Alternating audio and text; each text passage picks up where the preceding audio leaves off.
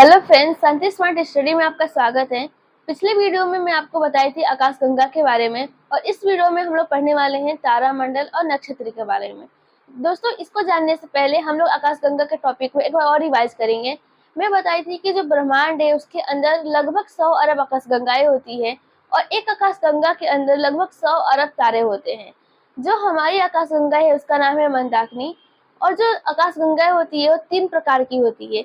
पहला सर्पिलाकार, दूसरा अनाकारकीय और तीसरा दीर्घवृत्ताकार। जो हमारी आकाशगंगा है वो सर्पिलाकार है और इसके पास 3 घुलनशील भुजा है। जो हमारा सौर मंडल है वो दूसरी भुजा में स्थित है और सौर मंडल में क्या क्या आते हैं? सूर्य आता है, 172 उपग्रह, धूमकेतु, उल्का पिंड, इन सब समूह को क्या बोलते हैं? सौर मंडल बोलते हैं। और सौर मंडल से दूर स्थित तारों का समूह कहलाता है तारामंडल और इसके पास समीप स्थित तारों का समूह कहलाता है नक्षत्र। तो हम लोग तारामंडल और नक्षत्र के बारे में ही पढ़ने वाले हैं। तो दोस्तों, जो तारामंडल होता है ये एक तारों का पुंज होता है, तारों का समूह होता है और नक्षत्र भी एक तारों का समूह होता है।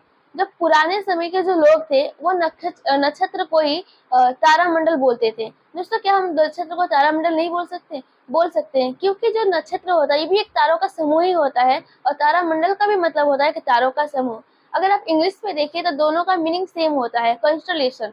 तो इंग्लिश में भी नक्षत्र को कंस्टलेशन नाम से जानते हैं, जबकि तारामंडल को भी हम लोग इंग्लिश में कंस्टलेशन वर्ड्स को जानते हैं। लेकिन दोस्तों, जो एक कंस्टलेशन वर्ड है ये कहाँ से आया है, इसकी उत्पत्ति कैसे हुई, इसको भी हम लोग जानेंगे। तो जो एंशिएंट रोम में, प्राचीन रोम में स्टार को स्टेला नाम से जानते थे। किस नाम से? स्टेला। और लैटिन वर्ड में, लैटिन लैंग्वेज में द ग्रुप ऑफ स्टार कहलाता है कंस्टेलेटिव। तो इसको क्या बोलते हैं लैटिन लैंग्वेज में?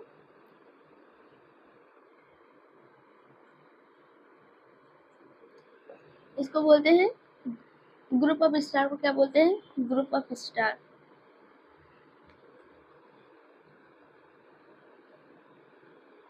इसको बोलते हैं कंस्टेलेटिव।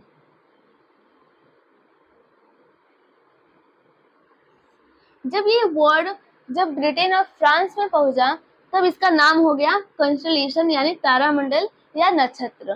तो जो नक्षत्र है इसकी संख्या है 27, लेकिन भारतीय मुनि के अनुसार एक और नक्षत्र है जिसका नाम है अभिजीत, यानी 28वां नक्षत्र है। लेकिन मुख्य रूप से माने तो नक्षत्र कितने होते हैं? 27 नक्षत्र होते हैं।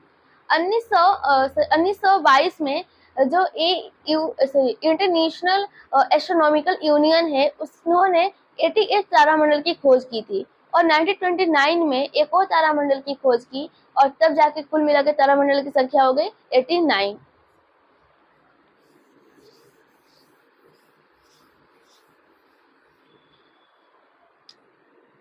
तो कौन सा ऑर्गेनाइजेशन है? International astronomical union.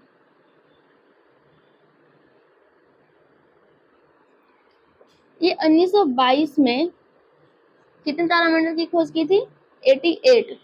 और 1929 में एक और तारामंडल की खोज की, तब जाके तारामंडल की संख्या हो गई 89। अगर आपसे कोई पूछे कि अभी प्रेजेंट टाइम में तारामंडल की कितनी संख्या है तो आप बताइएगा कि 89। तो दोस्तों, अब हम जानेंगे कि तारामंडल होता क्या है।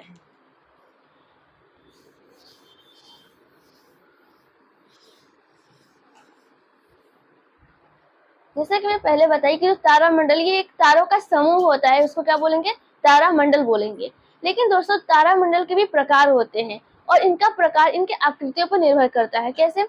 जैसे कि जो तारामंडल क्या होता है? तारों का एक समूह होता है।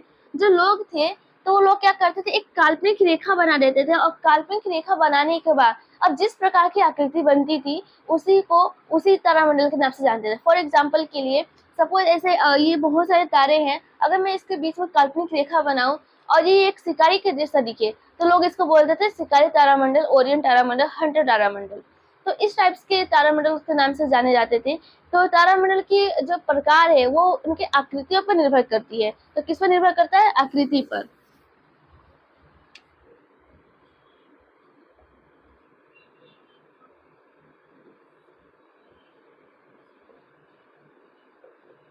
ये निर्भर करता है इनकी आकृति पर। तो पहला तारामंडल आता है वो आता है सप्तऋषि।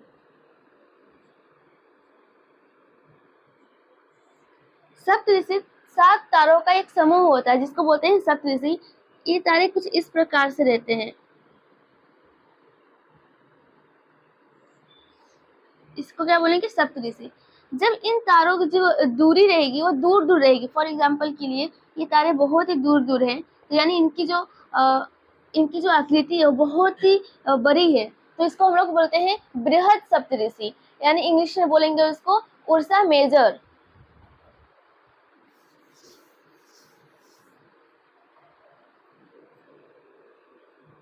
बृहद, इसको इंग्लिश में बोलते हैं उर्सा मेजर।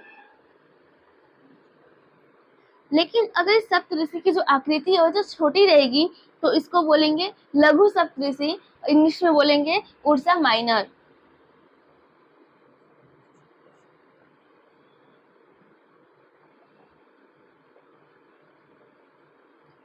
तो दूसरा नंबर पर तारामंडल आता है वो आता है ध्रुव तारा।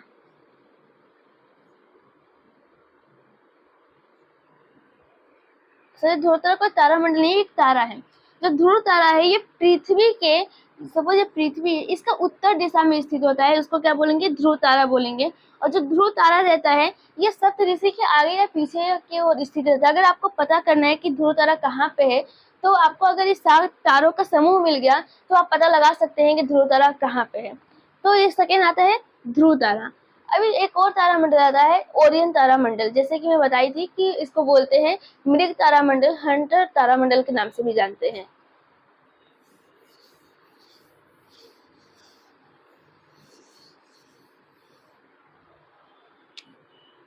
दूसरा क्या आता है? ओरियन तारामंडल। इसको हम लोग हंटर हंटर नाम से भी जानते हैं, हंटर स्टार। इसको हंटर तारामंडल के नाम से भी जानते हैं और इसको मृग तारामंडल के नाम से भी जानते हैं।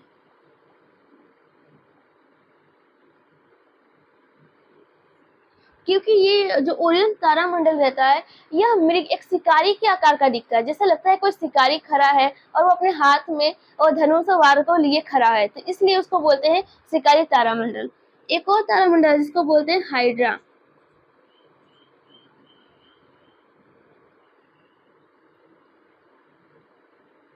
हाइड्रा, इसमें तारों की संख्या बहुत ही ज्यादा होती है और ये जो तारामंडल है ये पूरे यूनिवर्स में, ब्रह्मांड में सबसे बड़ा, सबसे बृहद तारामंडल है। अगर कोई आपसे पूछे कि सबसे बृहद तारामंडल कौन सा है तो आप बताइएगा हाइड्रा तारामंडल। इस तारामंडल में तारों की संख्या बहुत ही ज्यादा होती है जिसकी वजह से इसका आकार बहुत ही ज्यादा होता है, बहुत ही बड़ा होता है। तो इस प्रकार से ये कुछ तारामंडल जो कि प्रमुख तारामंडल है, ऐसे करके बहुत सारे तारामंडल है। तो इस वीडियो में हम लोग इतना पढ़ेंगे, नेक्स्ट वीडियो में हम लोग किसी नए टॉपिक के बारे में कवर करेंगे। धन्यवाद।